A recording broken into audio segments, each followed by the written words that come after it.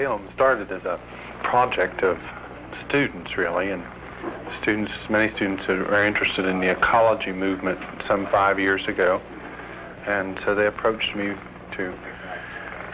knowing that I was interested in that type of thing, and said, could we do something that would really be pertinent to the whole situation? And so we tried a summer course study, and once we had done that and it was successful, then we began investigating the possibility of bringing log cabins in. We had people throughout the territory who had buildings that gave to us, and we have some 15 buildings today and plan for at least another 4 or 5, and try to finish the real historic part of it, so that you might say we have a Williamsburg west of the mountains here in the hills of West Virginia, people that were doing things special. Their special gift was a new contribution to the way of life in the world, really. It was a combination of European and the materials that they had to have to survive. So our objective then, of course, is to show the way of life of the mountain settler and preserve that, to teach the ideas, keep it alive for posterity.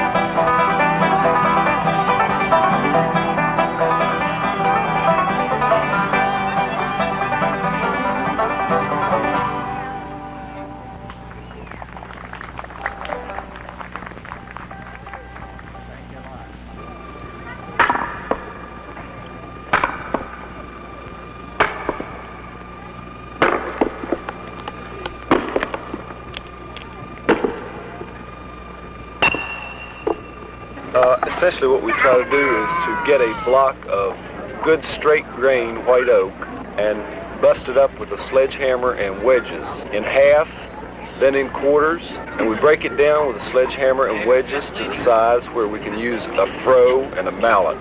We use the froe and the froe as a wedge, not as a cutting instrument, but as a wedge, and drive it into the block with the mallet. From there, we move the wedge down the block, separating the wood with the grain, which gives us a shingle that will shed water along the grain of the wood. After this process is completed, sometimes we shave the shingle down on the shaving force to get a tapered end that will give us a good lap on the shingle. This is essentially the process of shingle making. The colonial farmer would merely go out in the woods, and if he could find a tree that had a natural fork, he could use that. Or perhaps he would go and watch for a tree that would be that would be growing on top of a rock. And when the roots came out and extended over the rock into the soil, he would watch for that, and if he could cut that and make a suitable fork, he would do it. So many of the earliest forks from, say, from the time of the Pilgrim landing up until the late 1700s were very crude and often not made with any particular rhyme scheme, but they're beautiful. It's an interesting thing to note that in the march between Lexington and Concord in the American Revolution, that there were issues made that more of the redcoat soldiers were hurt with wooden farm tools than they were with guns or rifles, for instance. They'd march in line and couldn't break line, and the farmers would prod them as they were marching along the road.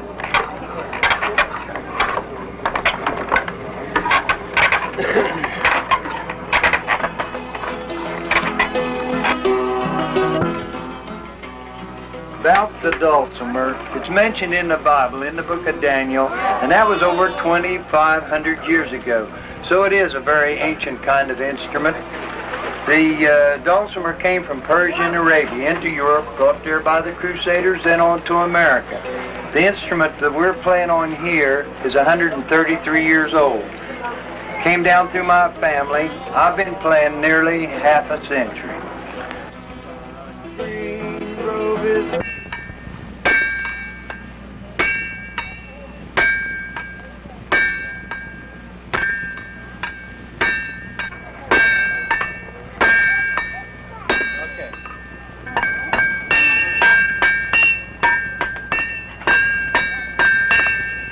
Cut it now.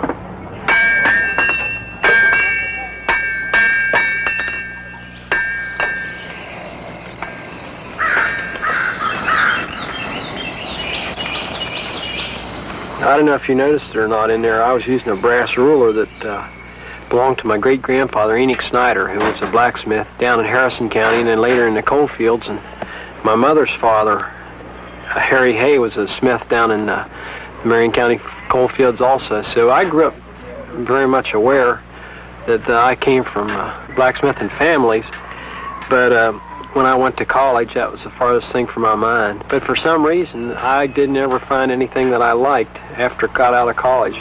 So I picked up this blacksmithing because of a grant that was given me by the Art and Craft Fair, the one at Ripley, which is one of the best in the country, in my opinion. And I learned some basic principles of blacksmithing in New Mexico, returned to West Virginia, and set up a forge here. And I started working here, and thanks to the years old, you got to stick with it. And I had a family by this time, and plus I was up here, there weren't a great deal of distractions, and it was either sink or swim in this blacksmithing business. And praise the Lord, I started swimming. And while as I might not be setting any records, I'm making a living at it, and that to me is what it's all about in this world.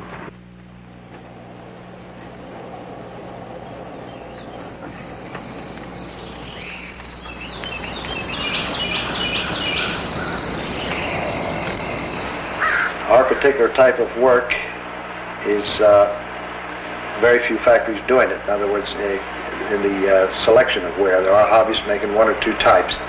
But in the things that you've seen here on this, we're proud of the boys that work with us because they are the youngest, and we're taught at the youngest, and are still the youngest in the business, as well as we're proud that we have also the only woman manufacturer of paperweights, which is my wife. Our whole idea, though, is my dad. So people can learn a craft. Today, the feeling of crafts and art has been so intertwined that people have forgotten technique and craftsmanship and have gone on to what is known as quote-unquote creativity. And it's our feeling that creativity can only come through work and through technique and knowledge of your material and of your craft.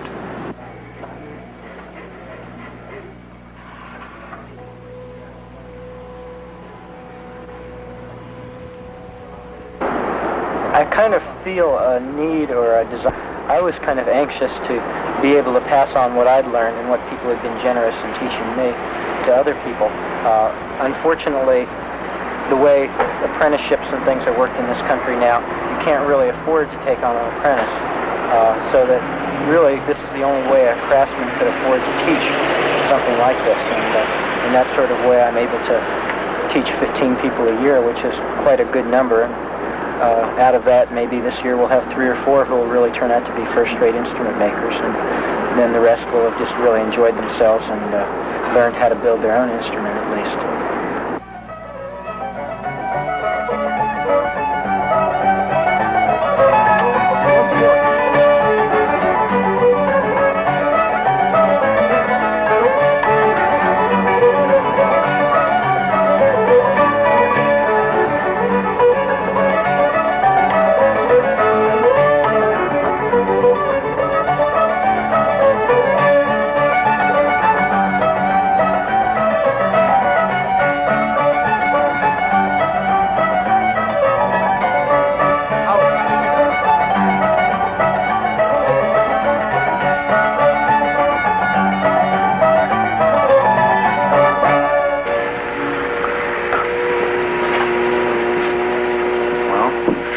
What I think is good about the workshop, Augusta, like any workshop, it gives students an opportunity to really get involved with what they're doing. They're staying there, various techniques.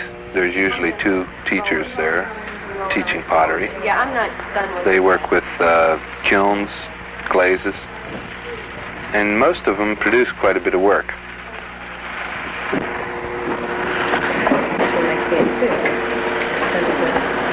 Another purpose of Augusta is to preserve heritage crafts. It's in our name. And we're trying to preserve crafts, not just to preserve crafts, but give people an opportunity to learn the craft with someone who's learned it from the people or from the culture. In other words, what I'm trying to say is old-timers. And one of the authorities on Appalachian baskets, who was 72, and she passed on this year. But fortunately, she trained an apprentice, Rachel Nash, for 7 years.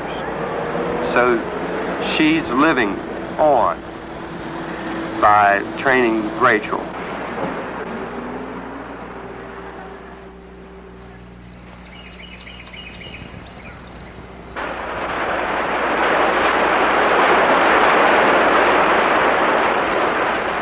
First thing in the process is shelling the corn. We get all our corn, almost all our corn comes on the cob. We get it off our farmers, and they store it that way for us, and we shell it. We weigh it so we know how much we owe them, dump it in the hopper, and turn the grinder on. Turning this valve lever on top here starts the grinder up. And that lever reaches down through 8 feet of water to our turbine down under 8 feet of water. In the actual grinding, we have belt drive over to our stone, and it's a large wooden pulley on the bottom attached to a steel shaft. That shaft goes up through the bottom stone, and the top stone is supported by that shaft. So the top stone is completely away from the bottom stone when we start the thing up. And then as the corn falls down through a hole in the center of the top stone, it's caught between the 2 stones. And as the top one rotates on top of the bottom one, it's crushed into the cornmeal. And the 2 levers here on front, I can vary the texture of the cornmeal. The wooden handle with the rope attached to it regulates how fast the corn falls into the stone. And the little wheel there regulates the distance between the stones. And so I regulate the speed of the stone as well as the texture of the cornmeal coming out. And after it's in the bucket here in the bottom, let it cool off a little bit, and it's ready to bag up and sell.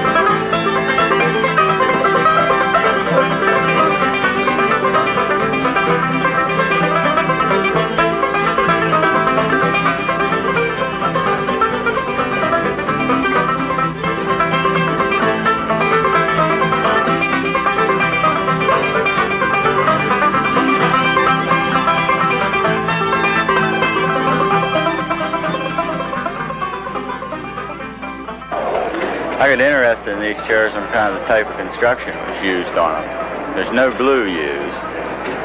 And it's, what we do is we use kiln-dried wood for the rungs and semi-green wood, or we'll call it less dry wood, for the legs.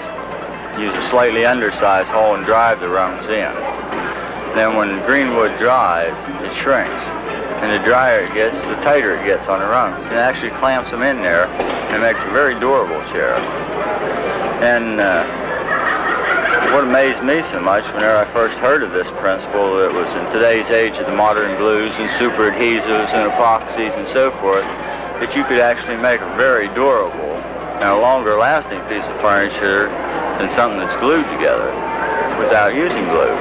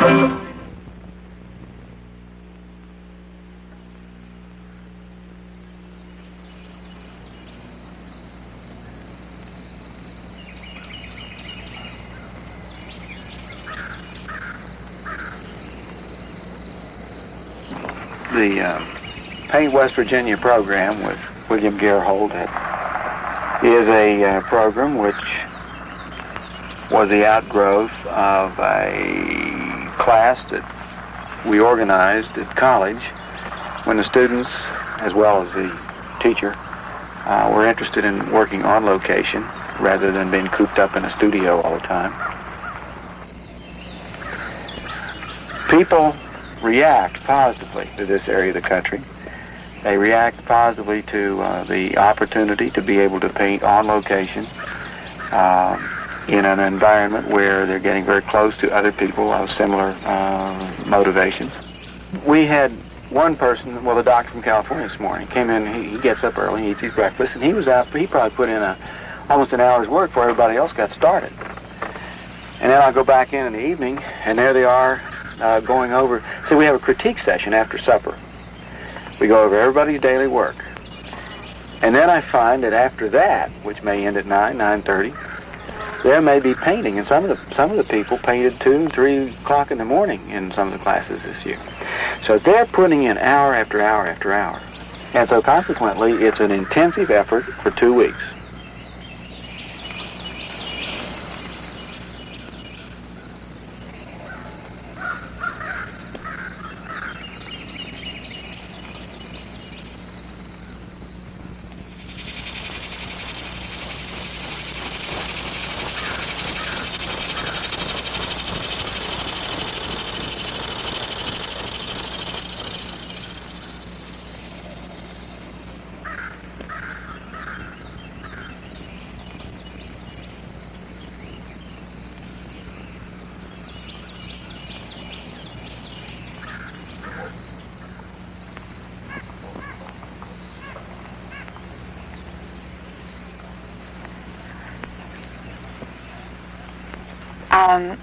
Well, we first got into doing silk screening. A friend taught me how to do it, and I really enjoyed it. And I liked the idea that you could do a lot of prints. Somehow that seemed to me an interesting concept, that you could put something down and do a lot of them and put them out. A way of communication, I guess.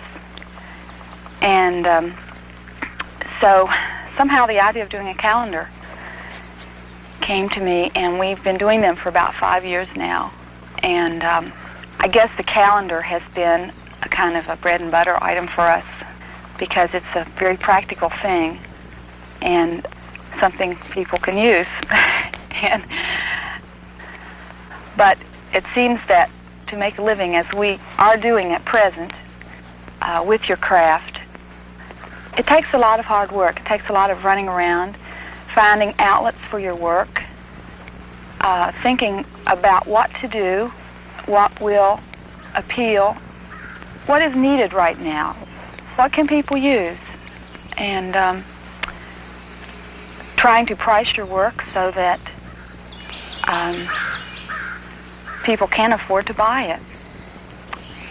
Now, this art business is just like butchering. You know, I'll bet you can talk to 100 kids right here, college students, and I'll bet they ain't a half a dozen out of 100 would know how to butcher a hog. And the same goes for your making your baskets, you're making your chair bottoms, or doll heads, or candles, or what have you. And another thing a lot of the kids want is they've had everything handed to them, you know, and they want it all done up in a kit, and that instant stuff. Well, when they'll find out when they come to making baskets and stuff like that, there is no instant stuff, or it just takes so long, you can't hurry. If you can throw something together and that's what you've got. And when you get done, you just got something thrown together. But if you've got interest in it, when you get something done, you've got something that's nice, something that you're going to cherish the rest of your life, and your kids will too. So it pays to put, if you're liking making baskets or chair bottoms or what have you, it pays to put everything that you've got into it. And when you got a bunch of nice people to work with, that isn't hard.